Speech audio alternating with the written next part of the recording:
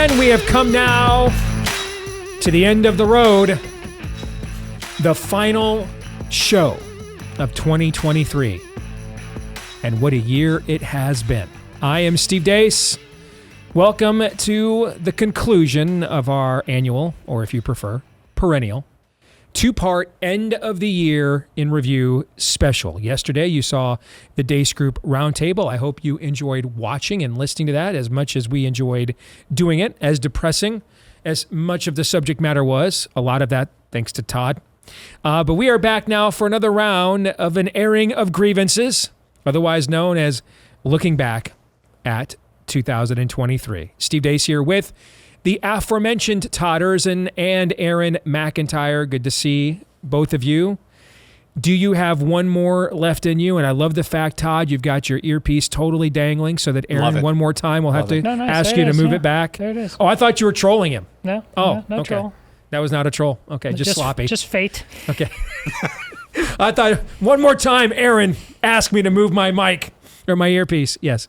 Are you guys ready? You got one more left in you, do you think? What do you think? For sure. Let's go. For sure? All right. We have one presenting sponsor today for our final year in review program. And fittingly, it is the fine folks at Patriot Mobile, the leaders in America's parallel economy. And Patriot Mobile wants you to know that they want to give you every chance to no longer have to give your money to mobile phone companies that hate you and the country. They are your alternative. First of all, they have a fantastic customer service team. Needed them with our own family here in the last month with some internet outages and running out of data, and they were able to help us on the fly. So many great stories I've received about the outstanding customer service team at Patriot Mobile, and I've experienced those moments myself as a customer. If you want to make the switch, now is the absolute perfect time. Use the promo code Friday76 when you do. Promo code Friday76, and you will get a free smartphone for a limited time with the promo code Friday76 at patriotmobile.com. That's patriotmobile.com, or call 972-PATRIOT. That's 972-PATRIOT. And with that, here is what we'll do here. Typically what we do for the last show of the year, reviewing the year that was. We will begin here shortly with Aaron and Todd's iteration of what they think are the top 10 stories of the year, and I will pontificate on their selections. Next hour, we will go through and look at my crystal ball. It's a tradition on this show. Every year, we start the new year with me laying out 10 predictions for the forthcoming year. Last year, I think I had one of the most accurate crystal balls in the history of the show. I think I'm going to... We can award these like on a half point, but I want to recall last year I might have gotten like 6.5 or 7 out of 10. It was way more successful than you thought it would be. Yeah. I've not even looked at this year's predictions. I went back and got them. They're up on my screen. I have not looked at them since I published them last January. So I'm going to go through these and reminisce with them in real time with you guys, so I can react alongside you guys. But I'm not feeling very optimistic given how insane this year was. I'm not. So we will do that, and then we will close. We always try to find one clip that kind of symbolizes the year, or at the very least, entertained us the most this year. So we will close with our video of the year as well, and then give our final thoughts on the year that was 2023. And with that, gentlemen, are we ready to go? Let's do it. Absolutely. Before you start going down your list of your top 10 stories, compare this year to others.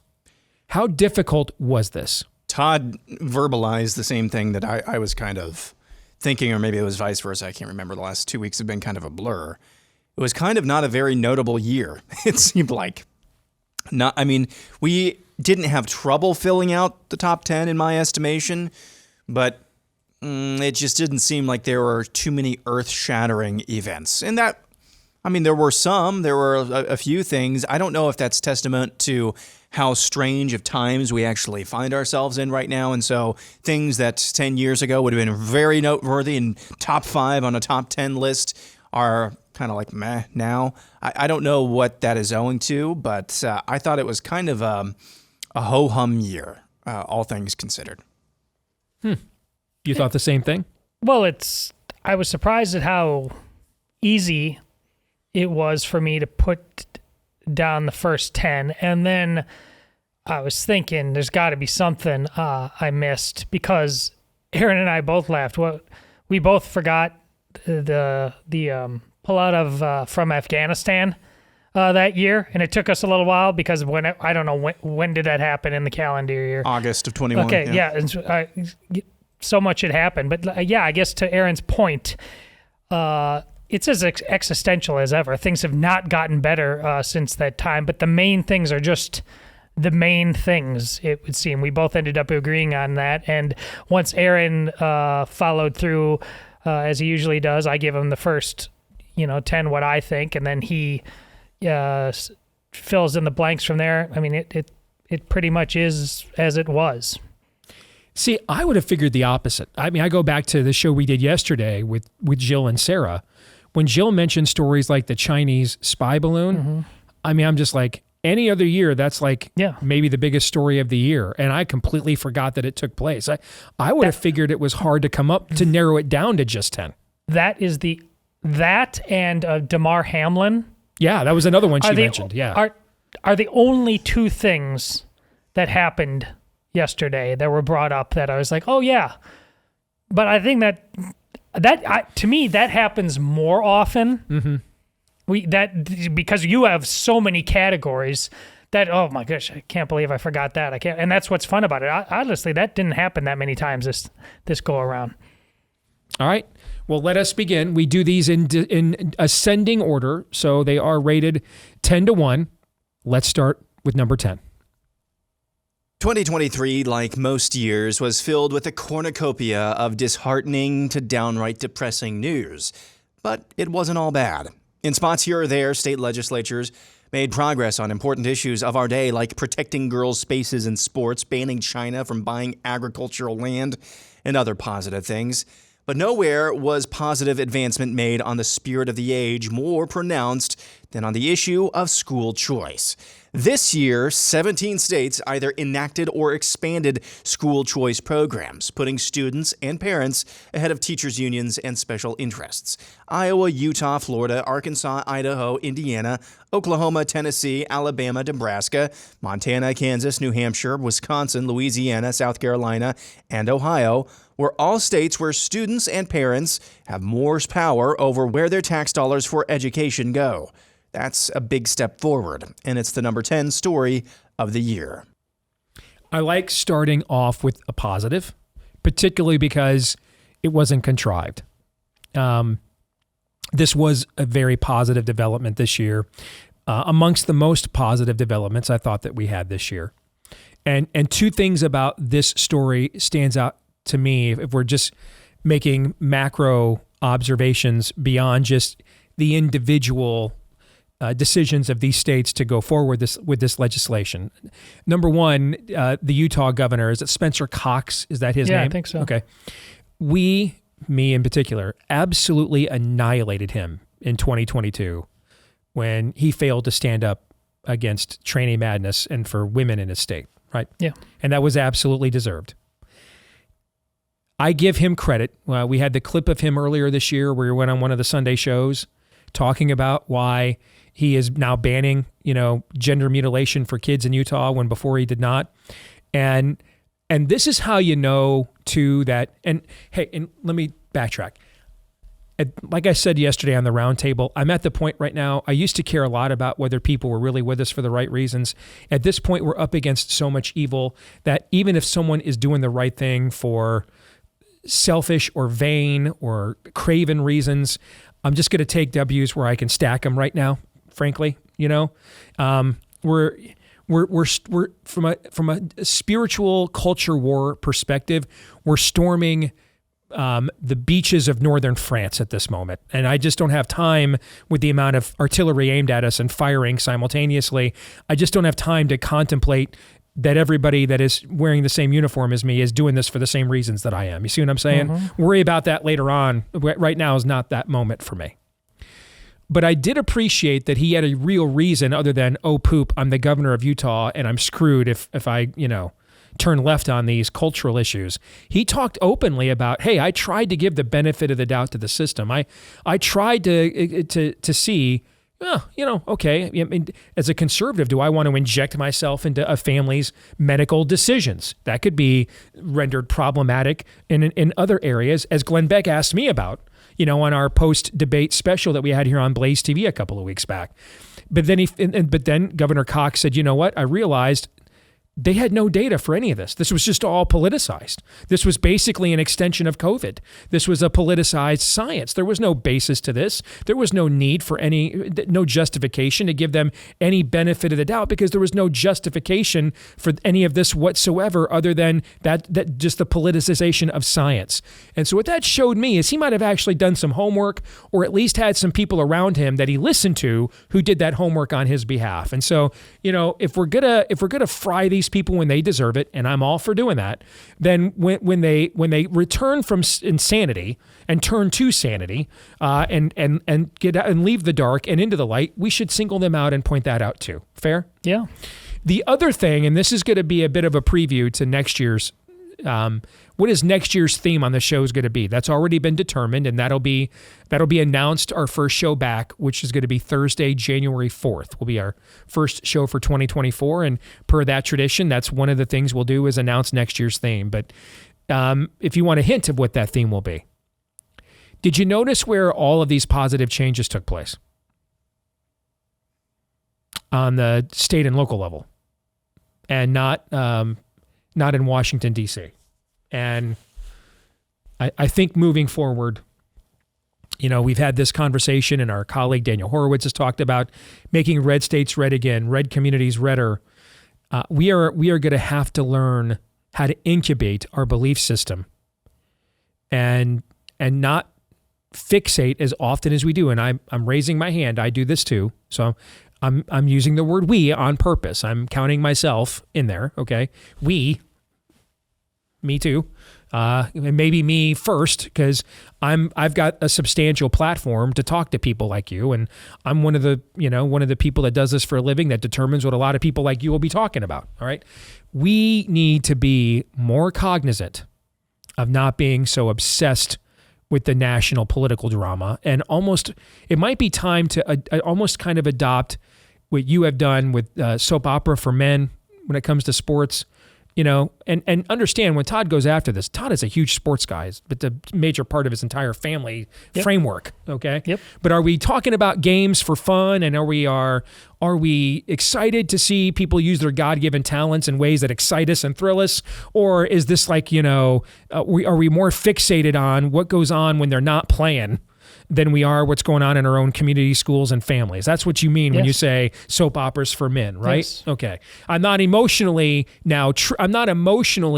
impacted by the thrill of victory or the agony of defeat. It's the melodrama before we even get to the field of play that I'm obsessed with. And beyond that, the consequences it has for what you could be doing otherwise, yes. Along those lines, we need to ask ourselves, is this soap opera for politicos in the new year? Is this soap opera for politicos, or is stuff that matters in real life happening here?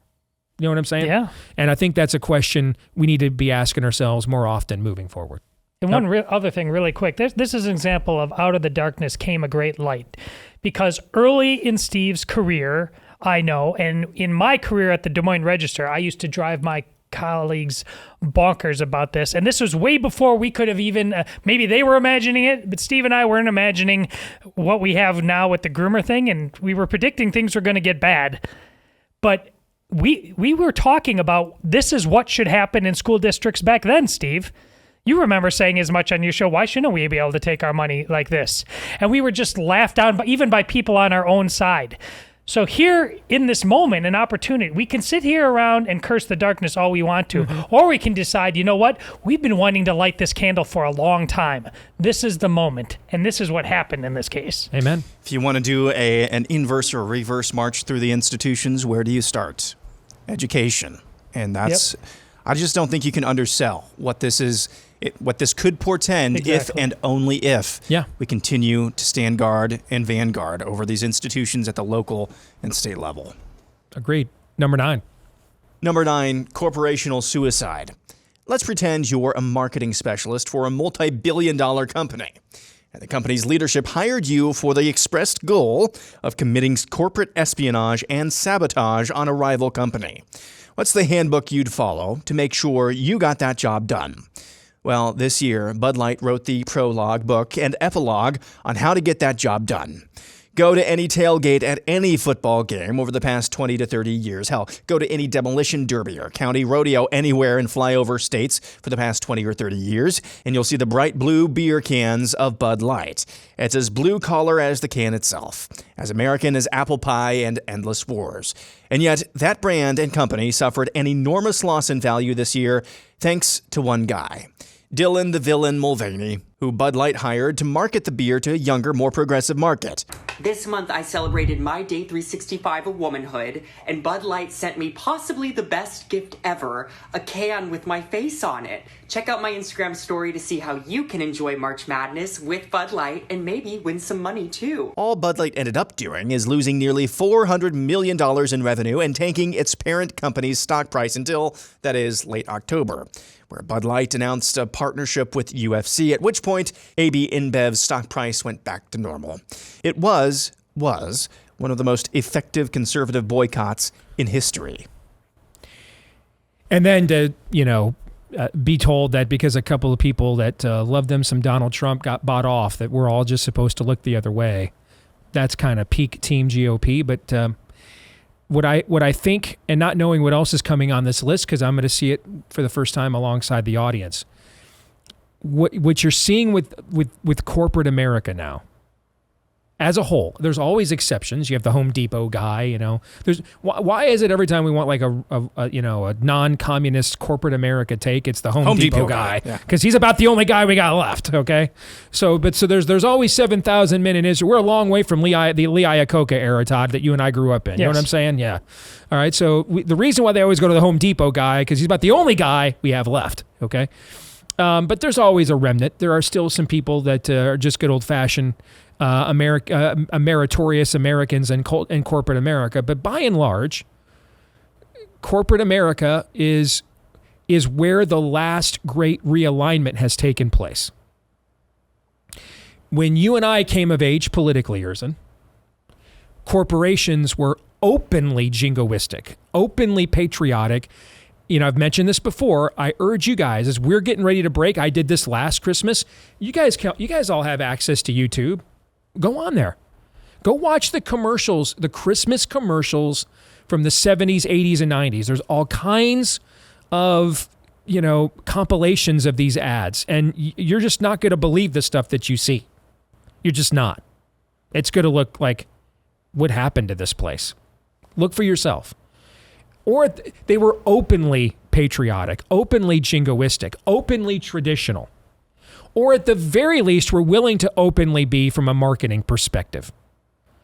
What's changed now is many of the people that sit in those boards of directors offices, or at least in the high end of the administrative offices, the CEOs, the CFOs, are all products of your college culture, of American college culture. They're true believers. They are absolute true believers, and they're not just being bullied into giving Jesse Jackson and Al Sharpton some money to go away like you saw 20 years ago so that they don't get shaken down. They're just, doing their payoff of the race pimps. No, they're the race pimps now. They believe in this stuff. And you can tell by the amount of money they're willing to lose doing it. Bud Light hasn't admitted they did anything wrong. They just bought Dana White off to say, leave him alone now. That's not an admission of anything wrong. Disney's stock price Disney has lost a decade of stock valuation here. A decade. I mean, when you and I were growing up, Todd, the SEC would have investigated a company for doing nothing about losing a decade's worth of stock valuation. Heads didn't roll. Nobody was fired. They would want to know, are you depreciating your stock on purpose because you're involved in some scheme? You know what I'm saying? Sure. Are you a Bernie Madoff? Are you an Enron? I mean, why are you allowing your stock to do this? What's the plan? No one would purposefully tank their stock like this. So you must be doing this because you're running some kind of hustle here. That would get an SEC investigation not too long ago. Now we just all look the other way and say, oh, yeah, true. You do that when you're a true believer. When I started in this business, it was, let's take all these fights to the private sector because we have a better chance of winning there. Well, look at the first two stories you guys picked. We actually did better fighting at the government level, albeit state and local. Yeah. And it's at the corporate level we're just irrevocably screwed. Fantastic point. I mean, that is a paradigm shift. It's not. That's not a court. By the way, that goes against my biases. Understand that. I'm from a generation of everything in the private sector is better. I am just reacting to the reality of the ground. I can't project my generational biases on the moment we're in. And the moment we're in says we're screwed by and large in the private sector. Screwed. Not that we've got a lot going on in the public sector, but there's at least still some leverage there, particularly at the state and local level in some of these red states. On the corporate level, they don't care what we think. And they actually look at our disdain the same way if you're a Christian, you look at theirs. Must be a sign I'm doing something right. I'm on the cause of light. Number 8. Number 8, Republicans are good at sound bites. By the hair of their teeth and the skin of their chin, Republicans managed to gain a majority in the House of Representatives in the aftermath of last year's midterm elections. What proceeded to follow was a year of holding the line, last stands, and battle royales as the guardians of our republic stood in the gap against a Marxist White House and a duplicitous Senate. No. What we got was multiple speaker fights, each more cringe-inducing than the last. Basically anything and everything Biden and the Senate wanted. No border security, no defunding of the alphabet agencies, and just last week, finally a meaningless impeachment inquiry into Joe Biden. Perhaps the biggest accomplishment of this House was the very liberal Elise Stefanik's scalp of an Ivy League president during questioning about on-campus anti-Semitism. But we did get a lot of sound bites. I can't add much more other than what you guys put there. I mean, that's just... In hindsight, I really do regret actually even having this on the top 10 stories. I do. Is it really news that Republicans are worthless? No, but I think you are right to put it in the top 10 stories, and here's why. We are being sold that the Republican Party is different than it was before Trump, and it's not. Now, let me draw this distinction. That does not mean that the Trump presidency wasn't different in many ways from what we saw from the two Bushes, the last two Republican presidents we had, because it was. Pre-COVID, the Trump presidency, I thought, was the best presidency of my lifetime since Reagan's first term. Okay? But keep in mind, though, that almost all of the stuff about the Trump presidency pre-COVID that we like was all stuff Trump and his administration were able to do unilaterally. For example, a president has wide latitude on foreign policy, cannot enter into a formal treaty ratification without Senate approval, but even when it comes to declaring war, I mean, we act like it's a new thing to deploy troops without a formal declaration of war. It's not, actually. But presidents have pretty wide latitude when it comes to foreign policy, which, not coincidentally, what do I think, and I've said many times, was the best part of the Trump presidency?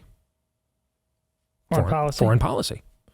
The stuff that Trump could do unilaterally, he did very good on. The people around him, the people that, that they did well on the stuff they could do unilaterally. Anything that required the broader Republican Party to accomplish, because remember, for the first 2 years of Trump's term, Republicans held majorities in both houses of Congress. Everybody forgets that. Anything that required forget moving Democrats, anything that required the broader Republican Party, repealing Obamacare, for example, all those things they failed on. Couldn't build a wall. All that failed. The only thing that they were able to do with the help of the broader Republican Party, the only two things were, one, they did do a massive tax cut, but I kind of feel like crediting Republicans for cutting taxes kind of feels to me like crediting your teenager for brushing their teeth. You know what I'm saying? Mm-hmm. I mean, that's kind of like a basic expectation level. I mean, if Republicans aren't even going to cut taxes anymore, then there literally is no point to having a Republican Party. You know what I'm saying? Yeah. Okay. The other, judicial appointees. And I don't just mean Supreme Courts, because the record there is mixed. Gorsuch was the best of the appointees. He's a true libertarian, which means he's 100% right 75% of the time. And the other 25%, you're asking yourself, how did you possibly draw those conclusions given the other 75% of your rulings? All right. But at least I know what Gorsuch is going to do. Okay. He's reliable. He is intellectually consistent. Amy Coney Barrett has betrayed her own religion. I'll just put it bluntly. She's left Christians that were persecuted in religious freedom cases like Barronell Stutzman on the side of the road, deciding against hearing their cause.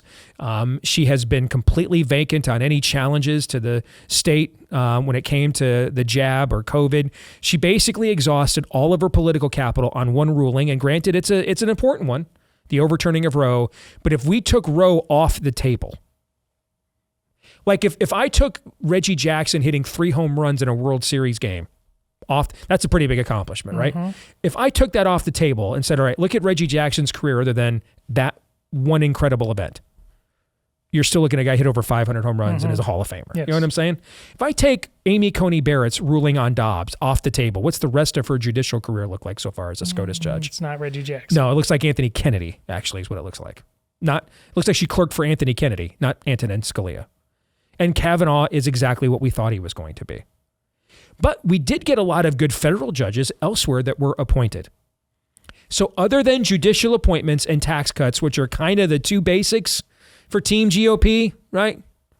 Anything else, they got nothing. Which goes to show you the Republican Party is the same as it ever was. To quote Talking Heads, same as it ever was. Nothing's changed. Nothing's changed. McConnell just strokes out more.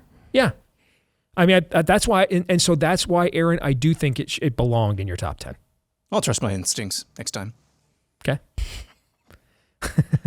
Do we have time for number 7? I believe so. All right. Number 7, Donald Trump is not the same guy. 2015 and 16, Donald Trump wanted to build a wall and make Mexico pay for it. I will build a great, great wall on our southern border, and I will have Mexico pay for that wall. 2023, Donald Trump says he could never have done that. You know, there was no legal mechanism because I said they're going to help fund this wall, but there was no legal mechanism. You know, how do you go to a country and say, by the way, I'm building a wall, hand us a lot of money? 2015 and 16, Donald Trump said unabashedly he would appoint Supreme Court justices to overturn Roe v. Wade. He did just that, and before he did that, became the first president in history to physically attend a March for Life. 2023, Donald Trump says we need to moderate on baby killing. 2015 and 16, Donald Trump was a vigorous figure on the campaign trail, headlining multiple packed rallies every single week. 2023, Donald Trump sells NFTs from his basement. He's just not the same guy. I mean, I think that kind of speaks for itself. I mean, 2015 Donald Trump, I'll take the positions you want me to take if they'll win. 2023 Donald Trump, you take the positions I'll tell you to take if you want to win. I mean, you're right, we do have time. I can't add anything to that. I mean, I think it kind of just speaks for itself. And I mean, you didn't touch on the jab. No apologies for lockdowns. Could have gone on for a long time. You could have made that longer if you wanted to, for sure. We'll come back with the rest of our countdown of the top 10 stories of the year on our final show of the year next.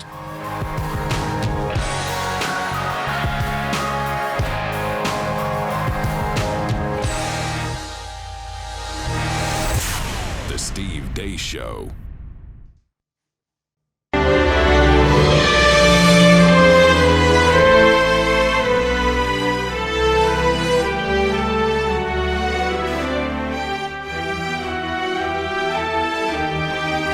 right, back here on our final show of 2023. And we are looking back at what Todd and Aaron have determined are the top 10 stories of 2023. I believe we are on number 6. Number 6, indeed. Number 6, Tucker Carlson's revolution. Tucker Carlson went from claiming in texts uncovered in the Dominion lawsuit against Fox News that he hated Donald Trump to doing bombshell stories on January 6th, outright disproving official narratives, to being fired by Fox, to starting his own show on Twitter and then later his own network, to saying this about Donald Trump. I'm a total sucker for Trump. I think he's, personally, I get along with Trump really well. The closer I am physically to Trump, like if I'm with him in the room, I always love Trump. And I think it's impossible not to, and the experience. He's just charming, okay? And he's funny as hell, and he's brave in his way, I think. So I really appreciate that, and I agree fundamentally with his views. Maybe fewer wars, maybe have a border. Like, those are not crazy things, and I support them. And I'm appalled and terrified by the use of the DOJ to rig an election, which is...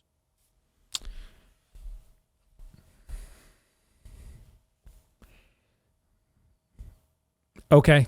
I mean, I have to be careful here because there's things I know here that I'm just not at liberty to say publicly. Okay. But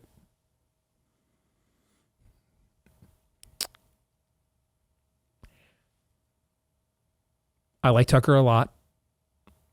I think he's brilliant. I think the show that he did on Fox is maybe the most important work in the history of our entire industry as a body of work. I'm appreciative of the fact he was the only one who gave me an audience on Fox Primetime, and he did it twice. I returned the favor by being a fairly significant influence in him getting invited to have major platforms here in the First in the Nation caucus state via the family leader, not once but twice. So, I understand. I'm not a selfish lover. All right. So I repaid that. It's not personal to me. I want to see him be successful. I find his content to be compelling, but I have very good reasons why I don't believe it's accurate that the raid on the DOJ was a sudden radical shift to why he loves Donald Trump now. I don't really care if he loves Donald Trump or not.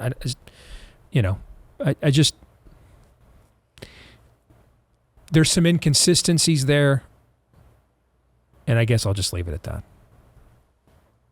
Next. Number 5, Tranny terrorism.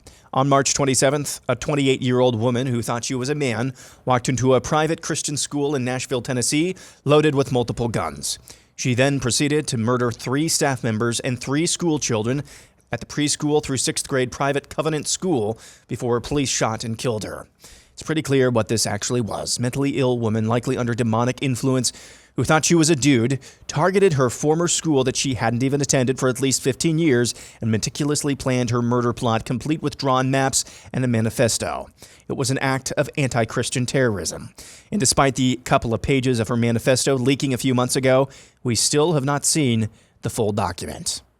Well, this is, if you go back to yesterday's show, Audrey Hale is my person of the year. What she did, the reasons why she did it, who she did it to, and then even the reaction of those that she terrorized. It's the perfect embodiment of the current spirit of the age. Here's a woman who rejected the values she was taught. That's very symbiotic of the country that we live in now, right? Rejection of first things, of original principles. Embracing of insanity. She did that too, right? That was next on the list. Box checked. Okay. The ultimate denial of the reality. If God is God, if there is a God, then denying God would be the ultimate form of insanity, right? Mm-hmm. Okay. Then this is just another way of saying a form of demonic influence. So check that box too. Okay.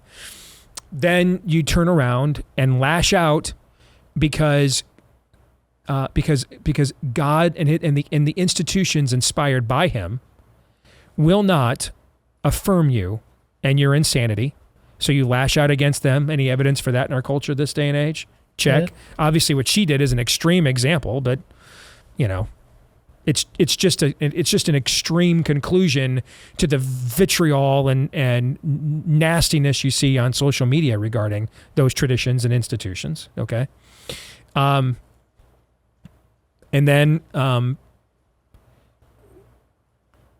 she becomes like her father, a murderer from the beginning. Check that box too, right? Okay. And then, of course, instead of saying, this can't stand and we're going to make an example out of here, so we want everything out. We want the whole world to see this evil that was done against the people of God. Instead, actually, it's that church community who is urging the police to not have that manifesto released.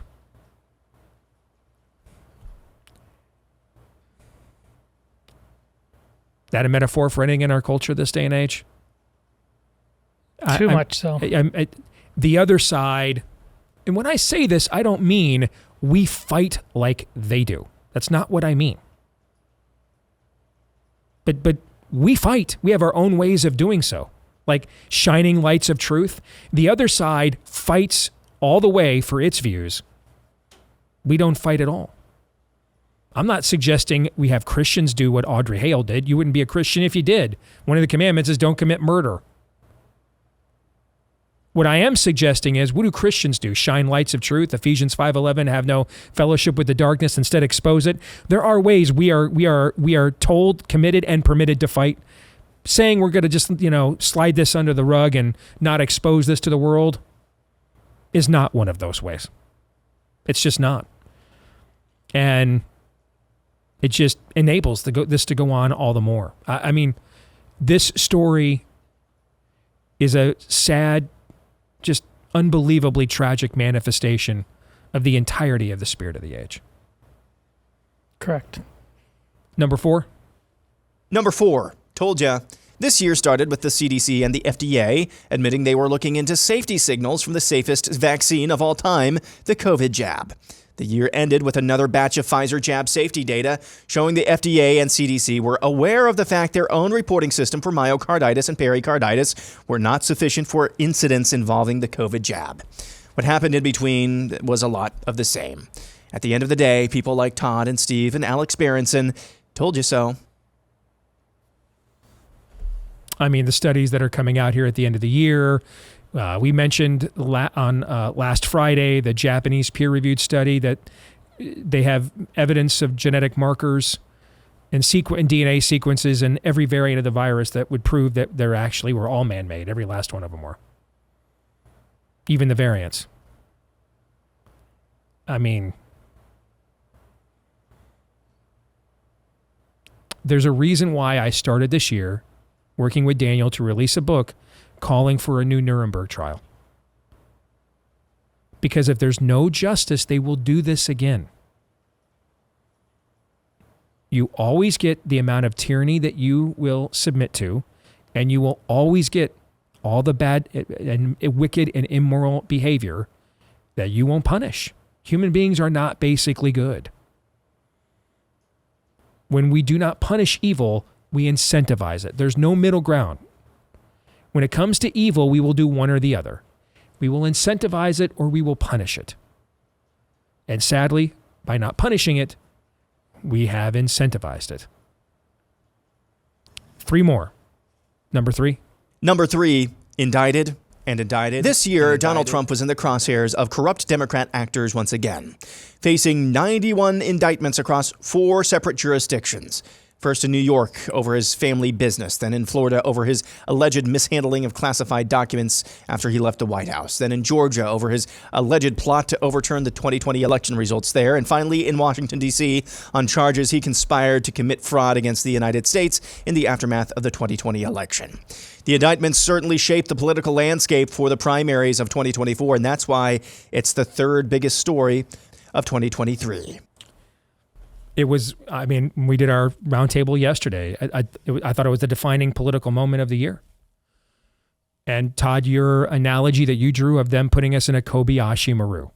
They left us with a scenario that either they make us feel as if we are abandoning our a former or even would-be current standard bearer or champion, thus letting them win, or we rally behind him and try to win an election with a guy who's under 91 felony indictments, who already isn't the most liked cat running for office right now, right? Yeah.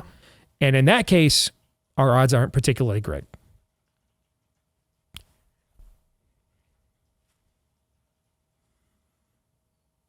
That's not a great scenario, man. That's not. And where we live. And you know what? I can't sit here and tell you.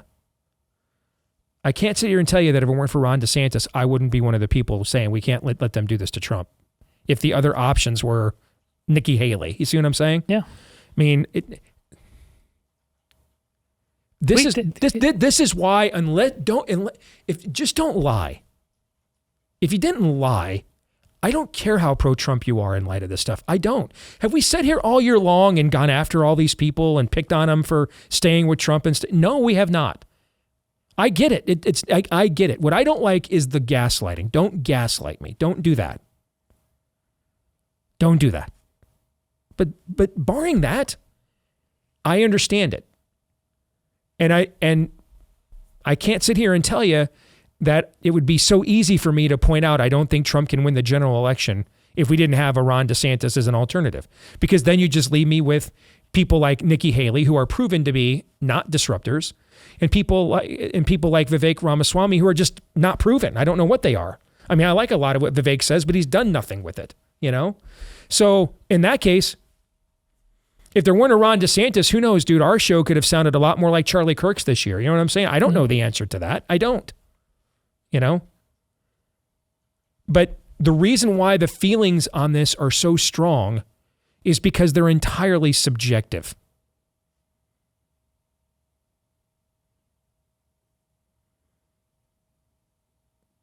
We're in a no-win scenario. And so they get a W one way or the other. They either get to persecute someone who represented us unjustly, or they get to just persecute all of us for another 4 years.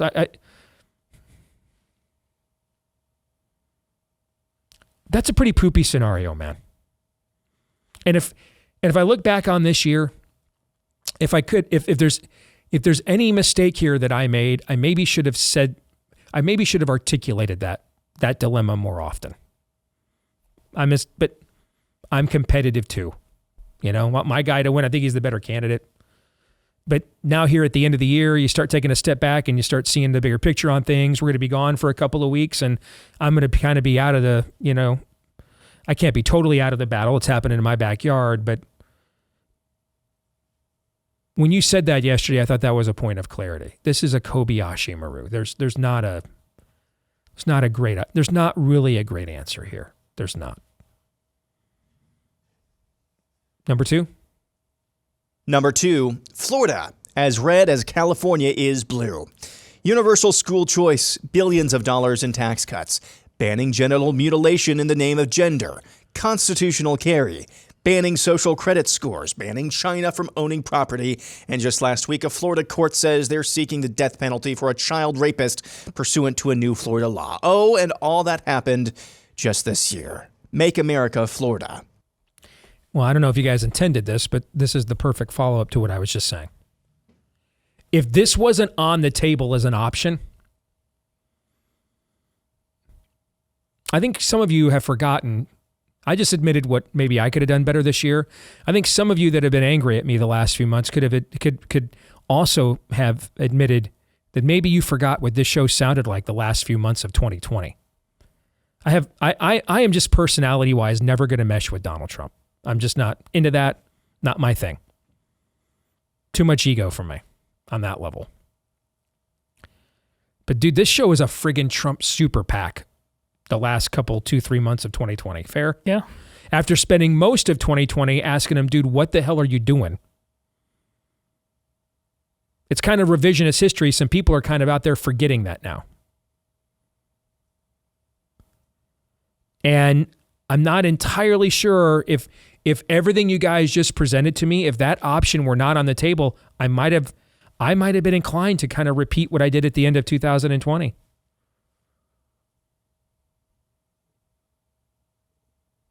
But that's the point, isn't it? That option is on the table. It is. It is.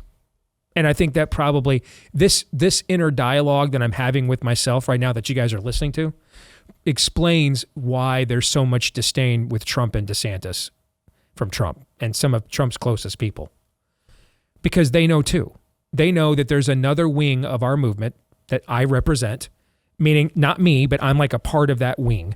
There's people like me that if it weren't for Ron DeSantis, they would be willing and much more willing to say, we've got to fight here for Trump and his legalities.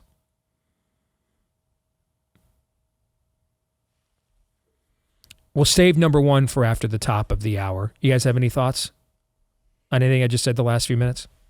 I just think it's remarkable that Ron DeSantis is real. If you were in the Trump trouble we talked about in point 3, and you had to say, if you could contrive in a lab the situation you'd need to be your get out of jail free card, this would be it. Major state like Florida, guy with a track record that's undeniable, guy with family optics, guy with service record, military. I mean, what would be done better than what we have available to us in Ron DeSantis? Again, that's what's even more amazing than anything else. The fact that we're stuck in a Kobayashi Maru when we have, this is like I talked about with COVID. Back I told you, if we had to ask for a pandemic, this is the one we would have asked for because it didn't come after the kids. And yes, had we done nothing, we would have been better off than what we did with lockdowns, the masks, and the jab. I'm right. I knew I was right then. I'm right now. But DeSantis, what would you have done better? What's missing from the guy? He's right there, America. Take him. When we come back, I want to share a note I got from someone that I think you'll find interesting. And then we'll have the number one story and continue on with the year in review here in a moment.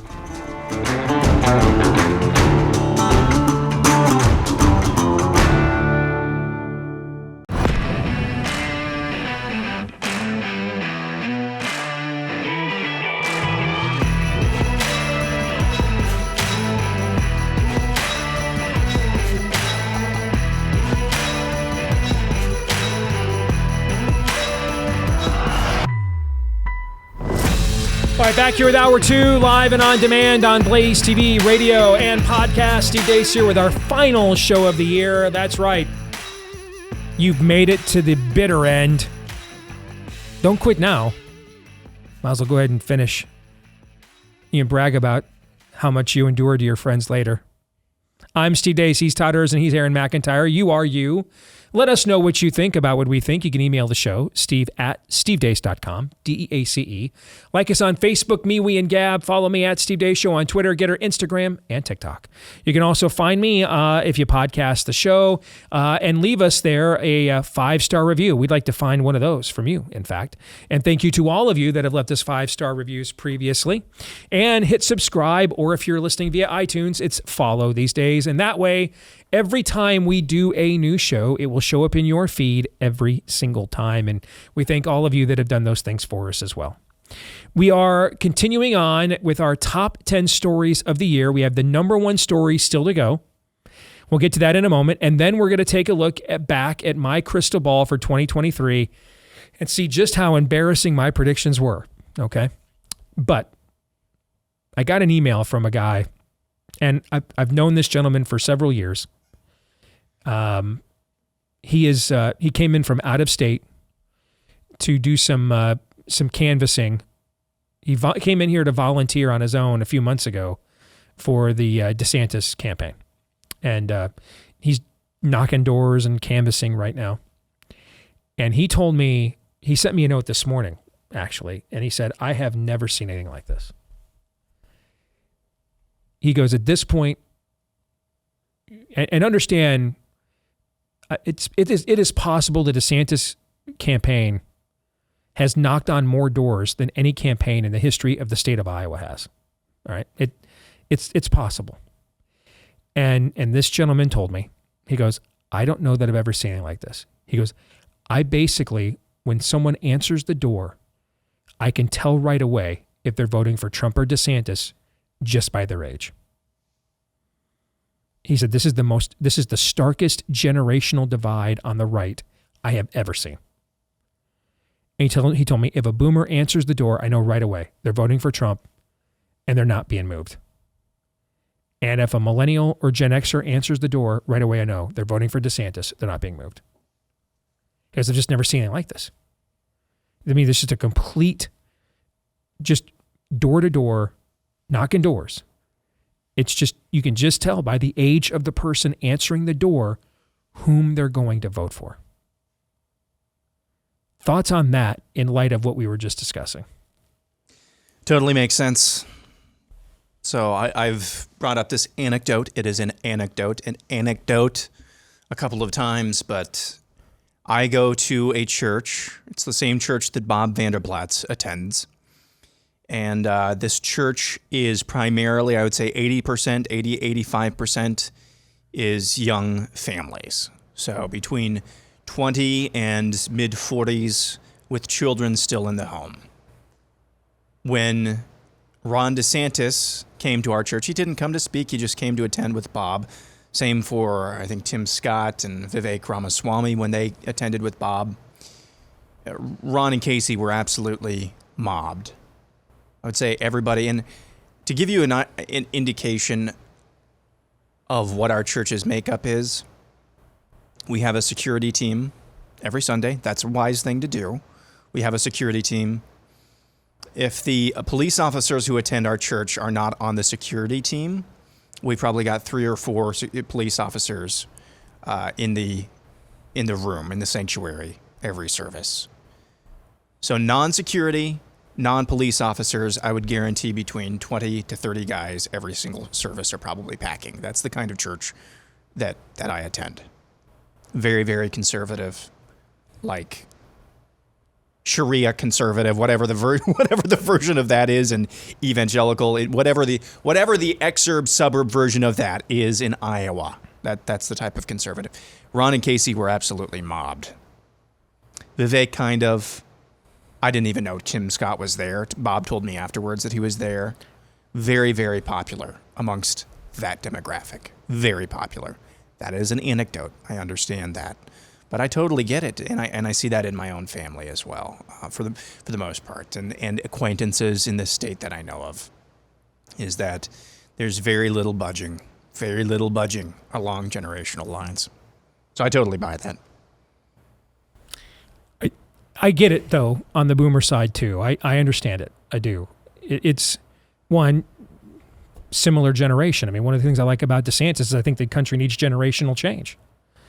On the other hand, if you're a boomer conservative, you are very aware of how elements of your generation wrecked this country. You mean, like the counterculture to even you and I, Todd, is we heard stories about this from our parents or have seen movies or shows about it. We didn't live through Woodstock, you know?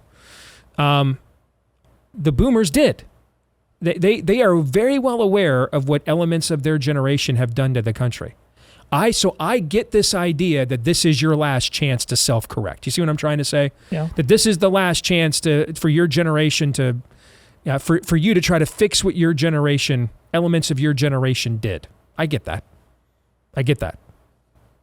I don't necessarily agree with it. If I did, I'd be supporting Trump in this primary instead. But I understand that the sense of urgency to feel like this is the last gasp of your generation to undo the damage that has been done over the course of your generation.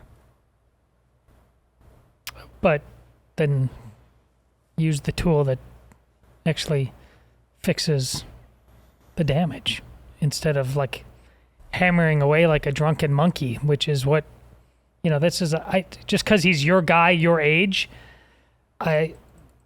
this is failed leadership. If it's just age that is differentiating this, then it is identity politics, and it's about something than actual doing something that is objectively good, true, and beautiful. It's more about the show. I need it to happen on this channel. All right. Number one story of the year, as selected by the two of you. Number 1, Israel's 9/11. On October 7th, a series of coordinated and armed incursions occurred, led by Hamas terrorists, from the Gaza Strip of neighboring Israeli territory. The attacks initiated the 2023 Israeli-Hamas war, almost exactly 50 years after the Yom Kippur War began on the 6th of October in 1973. The attacks began in the early morning with a rocket barrage of at least 3,000 rockets. The attacks also included vehicle-transported and powered paraglider incursions. Hamas breached the Gaza-Israeli barrier, killing civilians in neighboring Israeli communities and attacking Israeli military bases. In a single day, 859 Israeli civilians and at least 350 Israeli soldiers and policemen were killed in nearby towns, kibbutzim, military bases, and at a music festival near Re'em. Around 250 Israeli civilians and soldiers were taken as hostages into the Gaza Strip, of whom about 30 were children. The October 7th terror attack on Israel was Israel's 9/11 many times over. I think there are two immediate responses to this. Number one, the intelligence community and high command of Israel that is currently in charge must irrevocably destroy Hamas as a war machine threat and cannot stop until that occurs. Cannot stop until that occurs. They must do that. That's number one. And the mission is not concluded until that is accomplished. And then number two, that exact same Israeli intelligence community and high command needs to face a reckoning for how it is possible that they were totally blindsided by this. Well, Steve, we were blindsided on 9/11. Yes, but we're not Israel. We've been permitted to live as if, well, we've got these two oceans that make us impossible to invade. Other than the approximately 20 hijackers on 9/11, that's the largest invading force we have seen on our shores since December 7th, 1941. That's the largest. Put it this way. I mean, if we're talking, if you want to get rid of like the Spanish-American War, we were fighting over what parts of this landmass called North America would be assimilated in the U.S. and colonized or not by Mexico.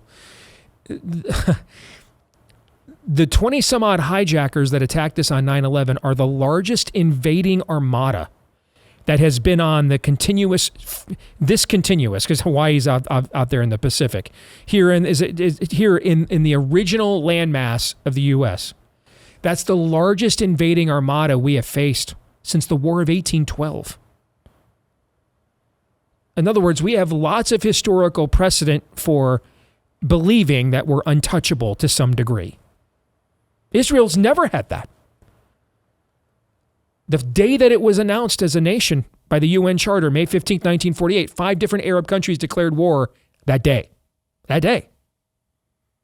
There's never been a moment that extreme eternal vigilance was not a necessity for the nation of Israel. Never. It's not protected by oceans. It's a country the size of New Hampshire surrounded by a bunch of nations that have hated it for thousands of years. So the first thing that needs to happen is those in charge right now need to eradicate Hamas as a war machine. Eradicate it. And then when they're done with that, those exact same people in charge right now need to face a tribunal and a reckoning for how this was missed. Gentlemen, excellent job on those top 10 stories for 2023. Thank you. But my last thought on that, it's also what this has done to reveal worldwide how the words are violence. People will turn around in the streets and say, kill the Jews after seeing the raping and burning of innocent civilians.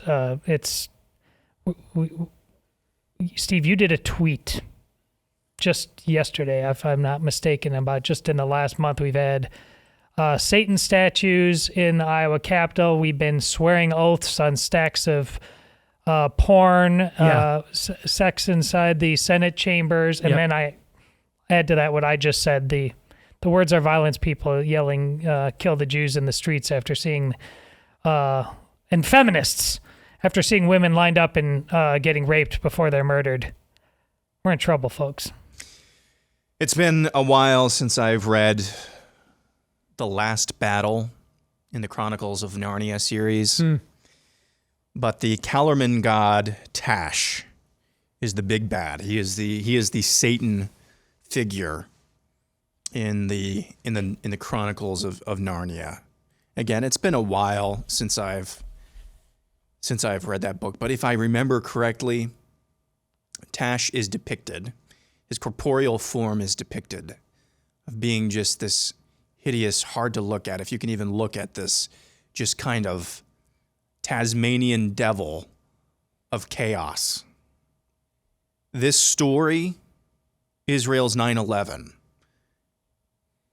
it really, I think, encapsulates what I think C.S. Lewis was maybe trying to encapsulate in Tash. Queers for Palestine. We've got we've got anti-Semites on campus. It's just all of the forces of Satan in this chaotic. There's no rhyme or reason about these coalitions. All they know is hatred. All they know is chaos, and that's all they cheer for. It is looking like it is as if you're looking upon the visage of Tash, if I remember him correctly from that book. Again, it's been a while since I've read it, and I think it's appropriate. Obviously, it is, in my estimation, the biggest story in the world this year. But I do think it is, even from a worldview standpoint, it is by far just all of the tentacles that this thing touches. It is appropriate to be number one. I'm kind of disappointed, though, that members of the U.S. Congress are claiming aliens are real. And that didn't make you guys' list. No, it did not. We stood the line. We held the line. You did not let go of the rope. Hold! Yes. What's our show's position in 24 on this from now moving forward? Bodies or nothing. Bodies or nothing. We want to see bodies or nothing. That's right. All right. Now let's look back in a different way. Our very first show of the year, per tradition on this show, I lay out my crystal ball picks of 10 predictions from various walks of life that I believe will occur in the new year. Are we ready to go back and look at these? I've not looked at these since January. Let's go. You still haven't seen them? I still haven't. Nope. Okay. See, this is all I've got up is the Blaze article that was published on January 6th. All right, our first day back. Okay. And I've not scrolled down to see what's coming up. Are we ready? Let's go. Are you sure you would rather not talk about UFOs? Are you not optimistic? Not super. Okay, here we go. Number 10. One active member of Congress will come out as trans. That did not happen. After that aforementioned Senate video, I think I'm willing to give you points. I'll give you a half a point. Just for going there? I mean, we didn't have a member of Congress come out as trans.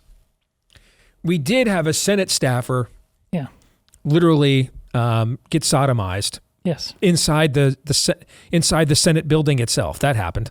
That's what I'm saying. And filmed it. Yeah. I'll give you half a point. Yeah, okay. Look at me. It's Christmas after all. You guys have to be unanimous on a ruling. Is that worthy of a half a point, Aaron? No. Okay. I agree with you. It's not. But I do love the fact that just because I was willing to go there on that level of deviancy, even while being wrong, Todd wants to reward it. Yes. As a sign of the era. Do I get a point then? I have to tell you, I'm very surprised. Yes. I am surprised this did not happen this year. I kind of am. I mean, what are we even doing here? By the way, remember Madison Cawthorn? Yeah. Well, did He was the North Carolina representative that got voted out, right? And remember when he claimed that he had been recruited into orgies and that he basically said DC was a Greco-Roman style of sex cult. That's basically what he said. Well, do we owe Madison Cawthorn an apology? Apparently, I think we kind of do. Thoughts on that? No. No, because he was part of it. Okay. Number 9, Spider-Man Across the Spider-Verse will be the top grossing film at the box office. Now, it won't be that movie. I've not even looked to see what it is. Let me look at it right now. I thought you were nuts when you made this. Let me see. I have no idea what. Oh, it's going to be like Barbie or something, Yeah, right? I think it is Barbie, now that you mention it. The Barbie's the number 1 movie of the year. Yeah, it's number 3. Spider-Man Across the Spider-Verse is the number 3 movie of the year. Barbie's number 1. Super Mario Brother movie is number 2. Guardians of the Galaxy Volume 3 is number 4. Oppenheimer is 5. Those are the top 5 movies. Little Mermaid is 6. Avatar, which was released last year and made so much money because it was still in theaters in January and February. It made so much money in the first quarter. It is still the 7th highest grossing film of the year. Ant-Man and the Wasp: Quantumania is number 8. John Wick 4 is number 9. Sound of Freedom is number 10. But it'll likely get overtaken by Taylor Swift, looking at the numbers. She's number 11 right now. So what do you think? I'm number 3. Is that a half a point? I was close. No. You specified number 1. So if you had said top 3. Aaron's over here like soup Nazi. No soup for you. No. Okay. That wasn't a crazy prediction, though. At least that one was in the ballpark. It was number 3. It was at least in the ballpark. Oh boy. Oh, God, can we just skip number 8? Can we just? Nope. Okay. The Buffalo Bills will beat the Minnesota Vikings in the Super Bowl. Yeah,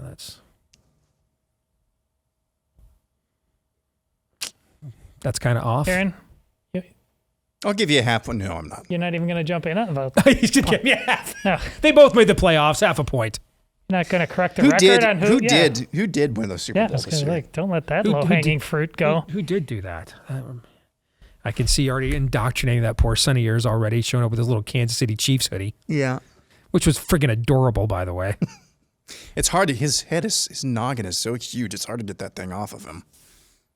But he does like it. Yeah, I got this one way wrong. This one was not even close. So we're 0 for 3. And number 7 is not looking good. Number 7, Putin doesn't survive the year. I thought you were going to be wrong on this one, too. And yeah, this is... Man, I don't remember a time when you've been... Started off 0 for 4. This is looking rough. This last year was one of the best years we've ever had. This is looking like it might be the worst year we've ever had. I mean, old Vlad is riding pretty high right now. I mean, he did have health scares.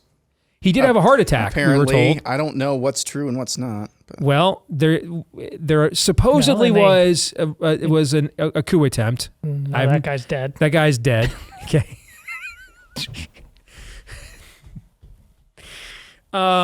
He did have a heart attack, so I should get like a half a point. He did have a heart attack. He had a heart attack. That's close. I'm going to ride this out and see if we can go 0 for 10. Let's go, baby. Yeah, I'm at a no. Because I don't even know if the heart attack thing is true. Yep. Do we even know if it's true he's alive? So I could be right. We don't even know that it's true he's alive. Schrodinger's Putin. Don't beg. It's not a good color on you. Don't beg. Oh, that was good. Okay, so we are now 0 for 4. Number 6.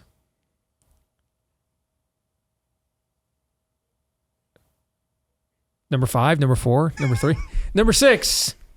China reaches the fork in the road. Either the current regime invades Taiwan or a younger, more Gorbachev-like faction will rise to power. No. Nope. Nothing there. Not much. That's good. No. This is one of your emotional hedges, though. I mean, that would have been bad, right? So that's 0 for 5. Man, halftime speech. You got to regroup.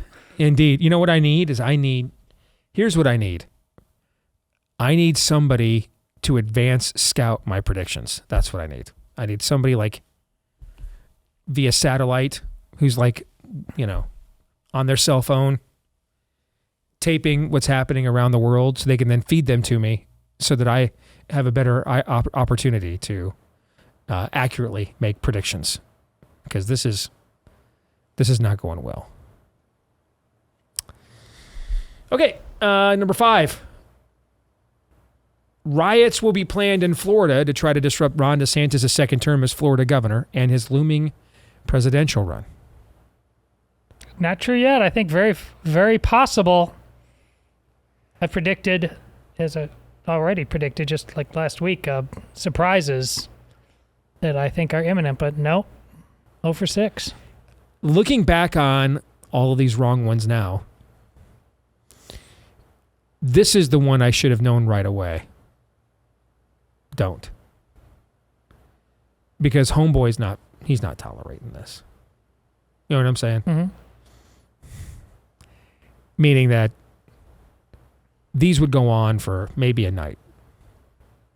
Well, but you have a lot of personal knowledge now that you did not have a year ago. True. A year ago, I'd never even met the man. He was kind of a, You have proof of concept now. That's true. True, but... So I'm not blaming you for being wrong back then, but you were wrong. Yeah, but we did see what happened. Their George Floyd funerals in Florida were a lot different than the George Floyd funerals almost everybody else had. You know what I'm saying? Their midterm election in 2022, and not just the results, but the process was a lot different than the 2020 election that a lot of other people had, right? Sure. So there was already some proof of concept that homie wasn't going to play that. But that just, we're going to shut some of those funerals down right away. I'm not even going to scream Law and Order here in Florida. We're just going to show it to you. I probably should have known right away that was not going to go down. Home Slice was just not going to put up with that. Can we go over 10? Number 4. It's a good yard sign. Home Slice ain't playing. The Florida grand jury will, at a minimum, recommend fraud charges against Pfizer and Moderna. Now, I believe this is coming. The grand jury has a 1-year commission, and it was commissioned last January. So it could literally be any day now that this could happen. They have to issue a report within a year. And that year deadline, in fact, I'm going to look it up while you guys tell me that I'm wrong again. When was Florida?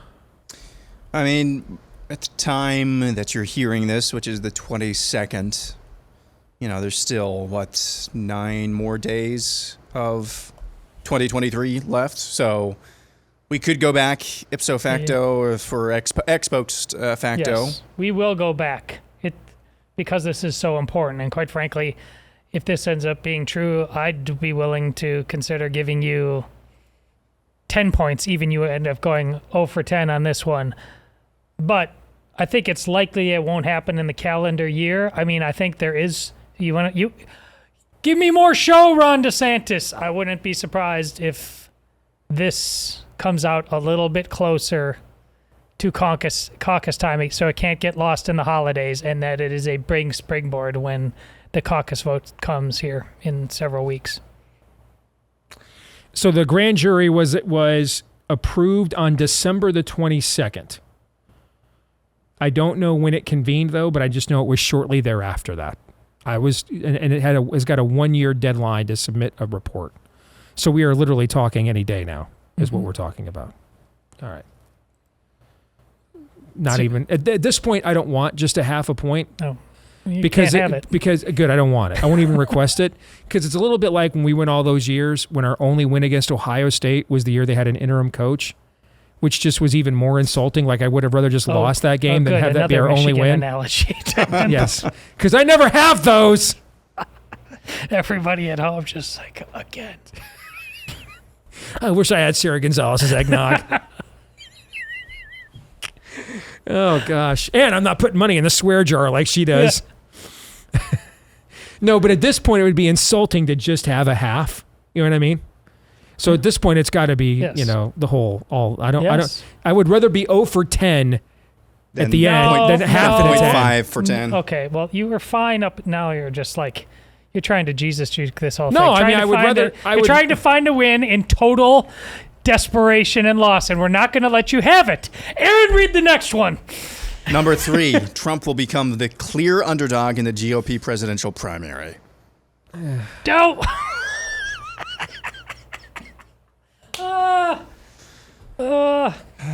So much losing. Here's the thing. We don't know that this isn't true. See, I was about to say that. Yeah. What? All right, let's be serious for a second. I hear people say all the time, DeSantis is down by 50 points. I mean, is there a game going on? Are we keeping score? Do you know?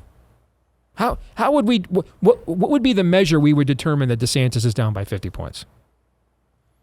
Games. Yeah. Is anybody voting? Like in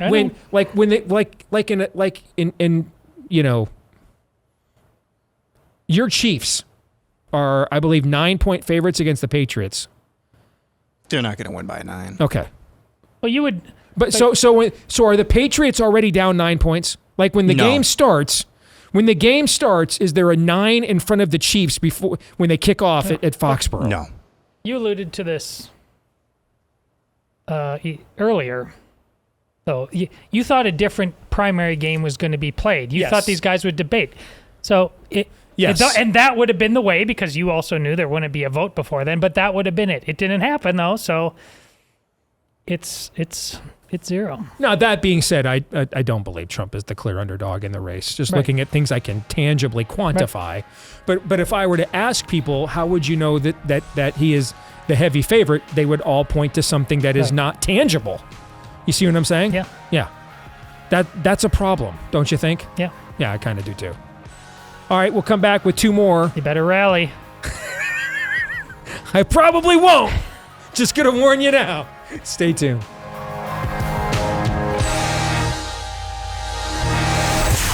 The Steve Deace Show.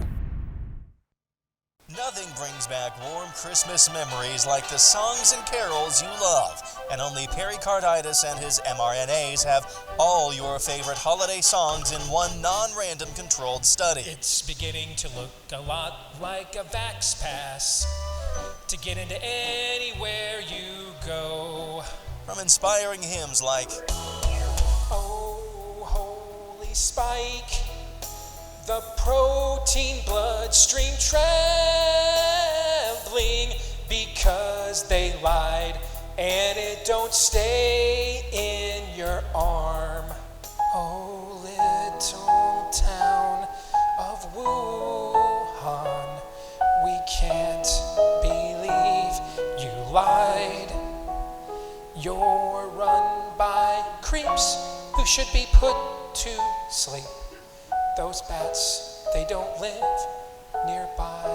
2 traditional Christmas classics such as The 12th decade of lockdowns my true lords gave to me. Absolutely freaking nothing. I've been home since Christmas.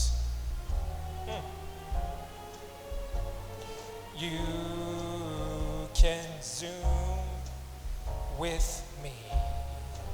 Said your kidneys to the people far and near. Do you fear remdesivir? Then there's those funny novelty songs to lighten the mood. Grandma got run over by a Cuomo. He left her to die in an infected nursing home. I really can't stay. Baby, it's COVID stand. I really must go. Can't, baby, it's COVID stand. I saw mommy masking Santa Claus. the CDC said so last night. Jingle bell palsy. If you dare get that booster, then you sure are ballsy. And of course, we remember the reason for the season. Fauci, did you know that your virus would someday wreck the world?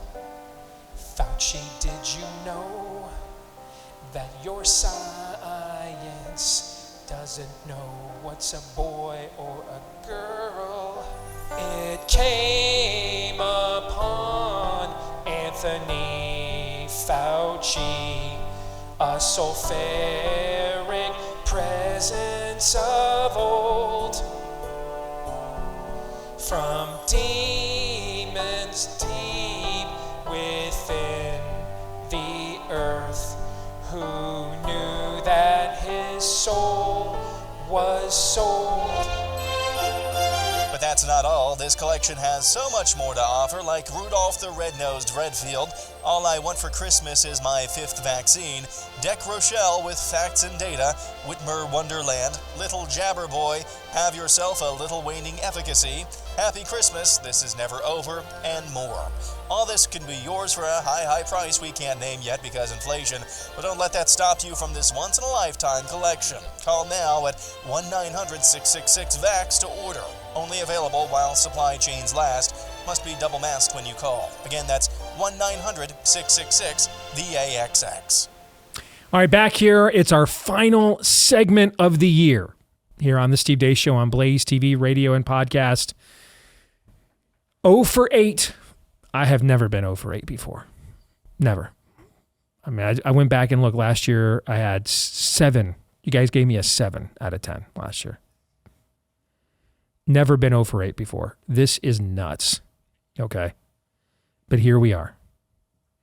2 more left in the crystal ball to see if I come up with anything at all. Number Choke 2. up on the bat a little bit. Put it in play. I'm choking, all right. You are watching some choking. That is occurring, in fact. Number 2. Major names will leak from Epstein's black book. This did happen. There were accounts that did leak some names from Epstein's black book. I actually tweeted them out when these leaks occurred. This did happen. This did. Did it? Who was doing the reporting? It's in my Twitter feed. So you're reporting this? No. No, I don't. I am reporting that I got this correct. No, there were major names that leaked from Epstein's black book this year. Who? I can go back in my Twitter feed and find out if you want. But when we know the major names? Yeah. What? I'd give you all the points if you had 1 point by now, but we're going to make sure you earn this. I'm not going to lie to you, okay? I retweeted this from earlier this year. I know Fred Trump was in there. I know that he was in there. That's not a major name. The president's brother isn't a major name. No. I didn't know. RFK Jr.'s in there. He actually even admitted in an interview that he was on Epstein's jet long before anybody knew who he was or what he was up to. Yeah, but this was in the spirit of like earth-shattering. It was number 2, gravitational. World, yes. Like, yeah. I don't think we can do this. I mean, Aaron, no. I'm gonna over break. I'm gonna go back and pull out my tweets from that era, and you guys are to give me this point. I don't know. As of now, the public needs to know that. Remember, 1 man, 1 vote yesterday? All right. How the tables have turned. I'm doing an advanced search. Screw you guys. I'm doing an advanced search right now of Epstein in my Twitter feed right this minute, okay? To go back and find this. Yeah, the FBI is not going to do anything with that, are they? Right now, the management at the Blaze is like, no! But let's click search anyway. Yes. Come at me, bro. Yes. Let's see.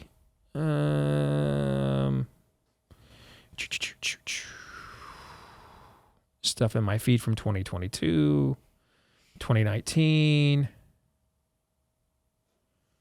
2022. Here's me lamenting why we have to have visitors to Epstein's Island like Alan Dershowitz as our legal experts on the right. Like there's no other options. We have to use people that were... Crap, I can't find it. I'm going to find this, okay? I am going to find this, and you guys... Answer is less than 0. You guys are going to give me this point, okay? Maybe we won't know until the new year, but as of now, 0. Crap. All right, we don't have time. But over break, I'm going to find this and come back retroactively and get this point, because this might be the only point I'm getting this year, okay? Let's see, you might be able to save yourself right now. And then we won't have to worry about that. Number 1. The nefarious movie will finally come out and will turn a profit. There you go.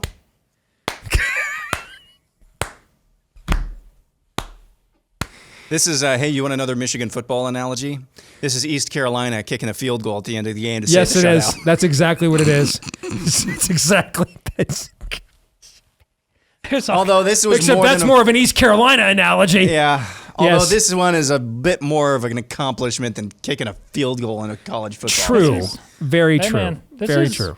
But This is a worthy save. I mean, this wasn't just some schmuck flipping a coin a year ago. I mean, you had to put in the sweat equity on this one. Some demonic disturbances were involved. They'll give you this point. That's a hard-earned point. let me now explain to you just how little I am looking forward to trying to do this again for next year. This will not be easy next year. Not easy whatsoever. And I got as a whole, I am not looking forward to next year. I told you I'm not. on this show. I'm looking last looking year. forward to March 3rd or thereabouts next year. I told you not to do it when autumn again. is scheduled to arrive, our first grandbaby. Other than that, that is literally the only thing in 2024 I am looking forward to. I told you last year not to do the predictions again because we knew it You was did. I did. I forgot about that. You did And you tell said, me no, that. that's what we do. It's tradition. And I And I just didn't knew want it. to punk out. I said, you're going to start staring in this mouth of madness sooner or later and ends badly. I suggest the same thing to you again, and I'm not even kidding. I wouldn't even do it. As entertaining as it was to see you almost go 0 for 10, I would not even do it because you're dealing with forces you can't understand, or can any of us. See, this just really motivates me to want to try it again. Yeah, no. Now I'm like, screw it, man. I'm doing it tomorrow. Okay? As soon as I get home. See, if you looked at me and said, I know you can do a lot better than this. You're better than this. I'd be like, maybe I'm not. But since you told me not to do it, I'm like, I'm doing this as soon as we get home today. Yes. No, but in all seriousness, the point that you just raised is very true. We are dealing with forces now that don't operate within necessarily our natural laws of things, but aren't even really natural even in and of themselves, right? That's kind of what you're alluding to? Yeah. Look at what a heavy lift you had to do this year to get 1 point. You had to make your own movie just to get a point. How far do you think you're going to have to go next year? Yeah, I know. And I'm just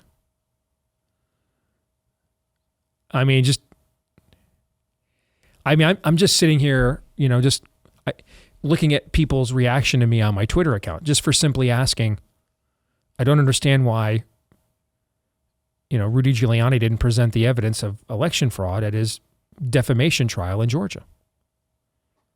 And Rudy is claiming that, well, I wasn't permitted to. I'll take him at his word for that. I didn't follow that trial daily, But my feed is full of people saying that I deny that the election wasn't stolen. I mean, I was literally one of the very first people on the planet who said the election was being stolen. I said it right as it was happening, live on the air on the Blaze, starting with what occurred in Antrim County, Michigan, with the voting there. Yeah, I mean, and not based on just some right ideological. It wasn't the hunch. outcome. You It were wasn't actually the like, outcome that I I'm looking wanted. at this math, Yep. these numbers. It doesn't add up. I've Correct. been doing this for a while. Correct. I mean, I can't. How many times, Aaron, have we been censored, banned? How much money have we lost? Of whether it is my willingness to give a platform to people who challenge the January 6th narrative, my willingness to challenge the election 2020 narrative. I mean, I've taken food off my own table. I've taken food off Todd and Aaron's tables to talk about these issues that, frankly, Trump pays other people to talk about on his behalf. I don't get paid to talk about them. It only costs me money, actually. I'd make more money if I didn't. I get the worst of both worlds. I'm not getting paid by Trump to talk about him like other people are. And I take money off my own table when I do. Look at the polls, Steve. Look at the polls. Yes, indeed. Look at them. Yes. Behold the polls. Are we ready for our video of the year? Yeah. And now, our video of the year for the year of our Lord, 2023. Are you or a loved one suffering from a medical coincidence? You want proper medical care, but you don't want people sniffing around asking a whole bunch of questions about what might be causing your problem. At the Kaufman Institute for Coincidence, we won't look into the cause of your heart or other problem, we'll just fix it. That's right, we promise to only look at your symptoms. We won't get all curious looking for causes, because that could get your employer or your doctor into some legal hot water. And nobody wants that. At Kaufman, we understand that coincidence is now the leading cause of death. Hey, we've got another coincidence over here. If we want to operate at the speed of science, there's no time for looking for causes. No pesky questions about drugs or vaccines you may have been given. At Kaufman, we specialize in the effects and leave the causes to the conspiracy theorists. And let's be honest, we know the cause anyway. It was a coincidence, right? For each new patient, Kaufman's talented team of doctors strap on their blinders and look directly at the problem area, usually the heart, just like the CDC recommends. Our main campus now treats myocarditis, blood clots, heart arrhythmia, stroke, heart attack, magnetic skin, difficulty breathing, full body blisters and burning, convulsions, kidney failure, memory loss, cancer, sudden death, and much, much more. Give your coincidence the attention it deserves, but not the wrong kind of attention. At Kaufman, schedule your appointment today at kaufmancoincidence.com and receive a doctor's note with a real science-y sounding explanation to provide to your anti-vax friends, proving to them it was definitely not the vaccine that caused your coincidence. Kaufman, because coincidences happen pretty much all the time. Official medical coincidence partner of the NFL. Oh, God. That comes courtesy of the glorious American. And that is our video clip of the year for obvious reasons. And it's saying something. That came out very early in the year. That was in January, I think. And there's been a lot of material And it since held then, up this and it held entire up. time. Well done. Good and faithful Because servant. nothing has, to me, Yeah. both in terms of the quality of the production, but the message that is stated. I mean, it's the embodiment of the era in which we live. Yeah. And we talk about watching old movies, and do they hold up? That holds up more even now than it did when you made it. Indeed, knowing what we know now. And there's a lot of people that are gonna, should I say this? Why not? There's a lot of people that are gonna laugh at that, but some of you are doing your version of this. Yeah. Hey, I've got to vote for the guy for president who did all this and is unrepentant and unremorseful for it. Why is that much different than what we're talking about here? Right. You know what I'm saying? Let's not ask anything of him at all. Why is that any different? At least Dana White got $100 million to, at least Dana White got $100 million to get cognitive dissonance from when it came to Bud Light. That's the other thing, the Trump thing that does bother me, is no demand at all that he come clean on this, when he's got every incentive to do so. Every incentive to do so. Final thoughts here, gentlemen, before we say goodbye, and then we're going to stick around for the overtime and do our best and worst of the year. I'm not sure if I enjoy or loathe looking back on the year that was. I think I more enjoy it more than anything, because it's looking back. and we've got a buffer zone before we have to look forward to 2024. It's always just, it's enjoyable to kind of jog the mind of what this year was from the big pictures and get down to some of the details as well. But at the end of the day, you know, a lot of people need Jesus in this world. And whether we laugh or cry about that, I think the truth remains the same. Indeed. Very well said. You guys have a great Christmas. Merry Christmas, Steve. All of you have a great Christmas as well. Enjoy it, because next year will not be fun. So enjoy the holidays. Love you all. God bless you. John 3:17.